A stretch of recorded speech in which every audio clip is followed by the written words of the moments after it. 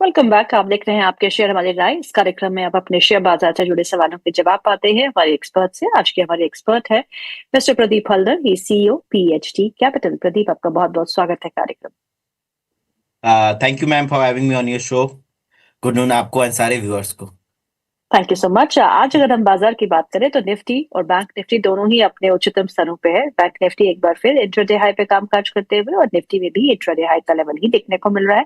26,198 बहुत करीब 26,200 के एक बार फिर आज 162 अंकों की मजबूती है। और मुख्य कारण 25 बेसिस पॉइंट का जो cut reserve bank of India ने किया है उसके चलते हुए उत्साह जो है वो एनबीएफसी स्पेस पे देखने को मिल रहा है। बैंकिंग सेक्टर अच्छा कामकाज कर रहा है। ऑटो स्पेस में भी बॉयंसी बनी हुई है और रियल एस्टेट के चुनिंदा काउंटर्स भी अच्छा प्रदर्शन करते हुए और housing finance companies, real estate finance, माफ कीजिएगा, ऑटो फाइनेंस कंपनीज भी आज अच्छा प्रदर्शन दिखा रही है।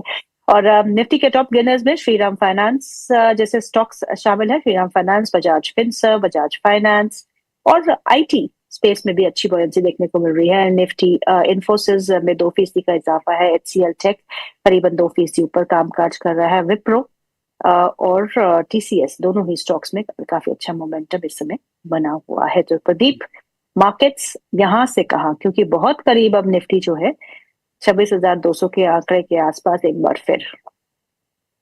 जी देखिए, रेट कट हुआ 25 बेसिस पॉइंट पे एंड कहीं ना कहीं मार्केट को ये अच्छा लग रहा है।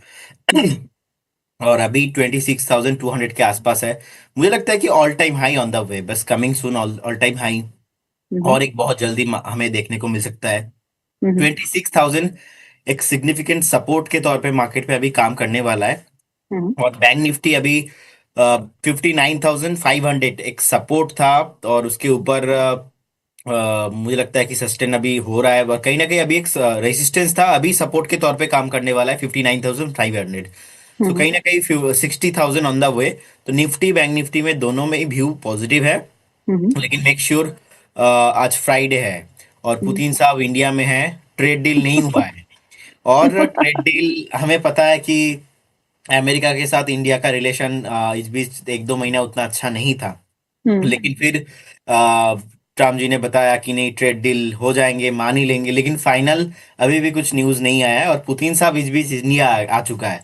और 2 दिन छुट्टी है, सैटरडे संडे। और निफ्टी अभी 26,200 के आसपास है।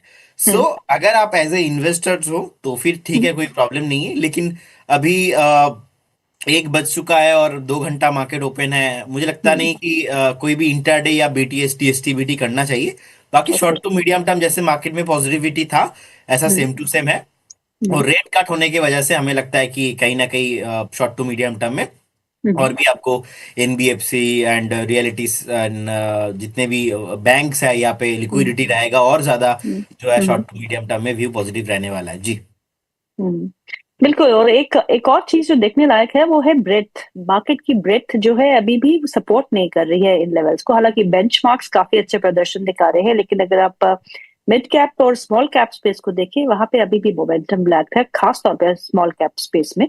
और अगर आप 52 वीक हाई और 52 वीक लो एनएससी 500 स्टॉक्स में देखें तो हाई में सिर्फ 4 स्टॉक्स है और लो में 22 स्टॉक्स है। सो दिस प्रूव्स कि something somewhere is not moving. तो स्मॉल कैप्स मिड कैप्स में अभी भी थोड़ा बहुत पेन जो है वो देखने को मिल रहा है। लेकिन निफ्टी और बैंक निफ्टी अपने उच्चतम स्तरों के आसपास कामकाज करते हुए चलती है। चलिए अब हम सवाल जवाब का सिलसिला शुरू करते हैं। हमारे फर्स्ट व्यूअर है आबिद। आबिद बोलते हैं उनके पास कैम्स है, सीएमएस और transformers and rectifiers India limited के शेयर है। Is it good at current level to buy? है नहीं है उनके पास, वो खरीदना चाहते हैं। दोनों ही स्टॉक्स पे आपका व्यू क्या है? खरीदारी के लिए सही या गलत? देखिए, कैंप्स में अभी मुझे लगता है कि 768 के आसपास का भी प्राइस है। और हम्म। जिनके पास पोजीशन है बने रहने का ही सलाह होगा ओवरऑल। हम्म। मुझे लगता है कि 950 और 800, 950 और 1,000 ऑन द वे। और एक हम्म। सपोर्ट है ऑलमोस्ट 720 के आसपास, एक स्टॉप लॉस मेंटेन कीजिए और बने रहिए। हम्म। और ट्रांसफार्मर एंड रेक्टिफायर अभी 240 के आसपास का प्राइस है, बहुत पहले ही सपोर्ट ब्रेक हो चुका है। हम्म। 220 के 260 के नीचे नेक्स्ट जो सपोर्ट है हम्म। 220 के आसपास का है। To hmm. ट्वेंटी ब्रेक करने पे और नीचे आ सकता है। तो ये यहाँ पे फ्रेश बाई नहीं किया जा सकता है, अवॉइड करने का हम्म। सलाह होगा। ओके, तो फ्रेश बाइंग आप ट्रांसफॉर्मर्स और रेक्टिफायर्स इंडिया में नहीं करिएगा, और कैम्स जो है आप लेवल्स जो बताया है प्रदीप ने, आप वहां पे इन्वेस्ट कर सकते हैं। अगला सवाल ले लेते हैं। अगला सवाल जो है वो है I don't know, Krishna Reddy का। वो पूछते हैं, please tell me the entry level in Dixon technologies and explain technicals. Technicals को थोड़ा एक्सप्लेन करिएगा, और डिक्सन टेक्नोलॉजीज में एंट्री लेवल क्या हो सकती है, आपसे पूछ रहे देखेंगे अभी एक डबल बॉटम फॉर्मेशन होने जा रहा है, अभी हुआ नहीं है। कहीं ना कहीं हमें लगता है कि सपोर्ट जो है 12,800 13,000 के आसपास है। अभी 13,704 के आसपास का हैं। प्राइस चल रहा है। लगातार एक टॉप फॉर्मेशन हुआ था। इनफैक्ट आप देखेंगे जिस टाइम पे ऑलमोस्ट 25 सितंबर के आसपास एक शूटिंग स्टार पैटर्न फॉर्मेशन हुआ था। शूटिंग स्टार पैटर्न फॉर्मेशन होने के बाद लगातार ये नीचे आ रहा है। अभी भी जो मुझे लगता है कि नीचे आना बाकी है, लेकिन अ, अगर आप कंपेयर करेंगे ऊपर से बहुत नीचे आ चुका है। एक स्टैगर मैनर पे बाय कीजिए, 13,500 से स्टार्ट कीजिए। 13,000 के आसपास मुझे लगता है कि वो भी आपको मिलेंगे। तो ऐसा कोई फिक्स लेवल नहीं है कि आपको 13,200 पे एग्जैक्टली घूम जाएगा, ऐसा नहीं है। आपको 13,500 से लेके 13,000 के आसपास एक स्टैगर मैनर पे बाय करने का सलाह रहेगा। उस केस में आपके लिए स्टॉप लॉस रहेगा, उस केस में ओनली फॉर 1,000 पॉइंट का एक स्टॉप लॉस, 12,000 के आसपास का एक स्टॉप लॉस मेंटेन कीजिए। फिर से आपको प्राइस 17,500 एंड 18,000 के आसपास आते हुए दिखाई देंगे। और एक प्रोमिनेंट स्टॉक रहा है पास्ट में भी, मुझे लगता है कि फ्यूचर में भी ये कैरी फॉरवर्ड होने वाला है। तो बिल्कुल बने रहिए। किसी के पास है तो फ्रेश निवेश कीजिए 13,500 से 13,000 के आसपास। ओके, राजू कुमार प्रसाद जी का सवाल है। वो पूछते हैं रेन इंडस्ट्रीज के बारे में। सर, मेरे पास रेन इंडस्ट्रीज के स्टॉक है जो मैंने 135 पे बाय किया है। स्टॉप लॉस बता दीजिए प्लीज, मुझे क्या करना चाहिए। देखिए, मुझे लगता है कि उनको ऑलरेडी स्टॉप लॉस ट्रिगर हो चुका है, लेकिन आपने अगर अभी भी एग्जिट नहीं किया है तो 96 के आसपास का एक स्टॉप लॉस मेंटेन कीजिए और बने रहिए। फ्रेश बाइंग नहीं करना है, अवॉइड करना है। चार्ट पैटर्न बहुत ही खराब है। पॉसिबल है 100 भी ब्रेक करके और नीचे आ जाएगा। स्टॉप लॉस के साथ बने रहिए। Okay, what's is your view on updated service at CMP. Okay, Inox wind, Mohammed Umar का सवाल है। आइनॉक्स विंड और मैन इंफ्रा में करंट जोन से बाय कर सकते हैं क्या? 3 महीने का टारगेट क्या हो सकता है, और स्टॉप लॉस भी बता दीजिएगा। देखिए, आइनॉक्स विंड अभी 128 के आसपास का प्राइस चल रहा है, और मुझे लगता है कि इसका स्टॉप लॉस ऑलरेडी ना ट्रिगर हो चुका है। हम्म। और इसमें एक सपोर्ट था ऑलमोस्ट 137 136 के अराउंड, उसके नीचे ये खराब है। इसको अगर हम्म। चलना है तो 137 140 के ऊपर क्लोजिंग होना बहुत इंपॉर्टेंट रहेगा। हम्म। अभी के लिए बने रहिए, 120 का एक स्टॉप लॉस मेंटेन कीजिए। लेकिन ओके। 138 के ऊपर ही रैली पॉसिबल होगा। और ओके। मन इंफ्रा पे अभी 132 के आसपास का प्राइस है। और हम्म। एक सपोर्ट लिया है रिसेंटली 120। और इससे हम्म। पहले भी अगर हमने देखा है कि सितंबर 24 के आसपास का एक सपोर्ट भी था। तो हम्म। एग्जैक्टली वहां से जो है स्टॉक घुमा है। हम्म। सो मुझे लगता है कि 120 के आसपास का एक स्टॉप लॉस मेंटेन कीजिए और बने रहने का सलाह होगा। 187 180 के आसपास में एक रेसिस्टेंस है, उसके लिए आप बने रहिए। ओके, अगला सवाल जो है वो है दीपक जगत का। वो पूछते हैं long term view on Asian tiles. Asian tiles है 250 share at the rate of 67, और एपेक्स फ्रोजन फूड्स है 150 share at the rate of 250। दोनों ही स्टॉक्स पे आपका क्या नजरिया है? देखिए, एशियन टाइल्स एशियन ग्रैन्यूल के नाम से है, अभी 63 के आसपास का प्राइस है। लॉन्ग टर्म व्यू इसमें मेरा नेगेटिव है, क्योंकि फंडामेंटल स्ट्रांग नहीं है। और कहीं हम्म। ना कहीं इसमें इतना वॉल्यूम आता नहीं है, तो अवॉइड हम्म। करने का सलाह रहेगा। और हम्म। एपेक्स फूजेंड में भी अभी 267 के आसपास का प्राइस है। लॉन्ग टाइम से कंसोलिडेशन नैरो रेंज के अंदर फंसा हुआ है। हम्म। इनफैक्ट 2018 के आसपास का हाई देखेंगे, अभी भी ब्रेक हो नहीं पाया। ओके। मल्टी यार ब्रेकआउट भी नहीं है, ब्रेकडाउन भी नहीं है, रेंज के अंदर फंसा हुआ है। दोनों स्टॉक के हम्म। अवॉइड करने का सलाह रहेगा।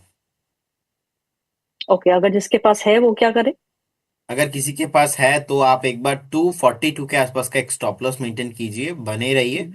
लेकिन हर हम्म। एक उछाल में एग्जिट करने का प्लान ढूंढिए।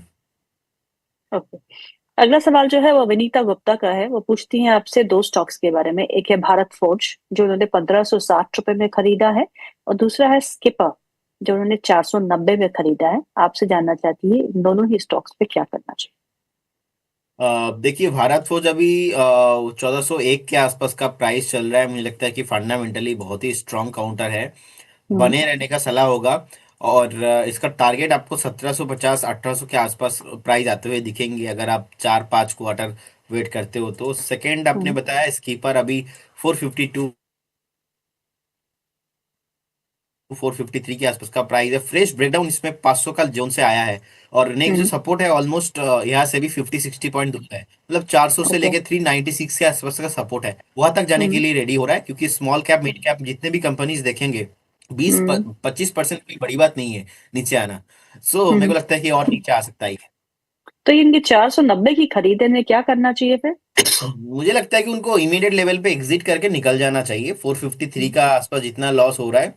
हम्म। नहीं तो 396 390 तक भी ये आ सकता है, तब जाके पूरा और भी नीचे ज्यादा आपका नुकसान हो जाएगा।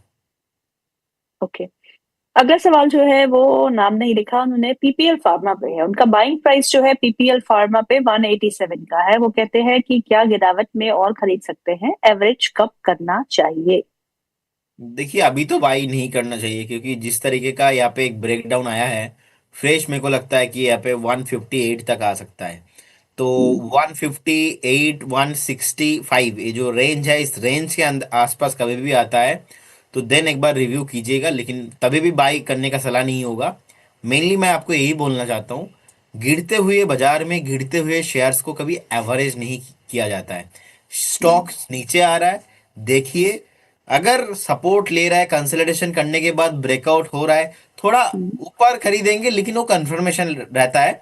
अगर हम्म। मार्केट नहीं चल रहा है, स्टॉक बार बार नीचे आ रहा है, तो इस जोन पे 178 में कुछ भी आपको नहीं करना है। अगर आपके पास ऑलरेडी है तो बने रहिए। नेक्स्ट 163 से 158 के आसपास का एक सपोर्ट है, उसके लिए आपको वेट करना पड़ेगा।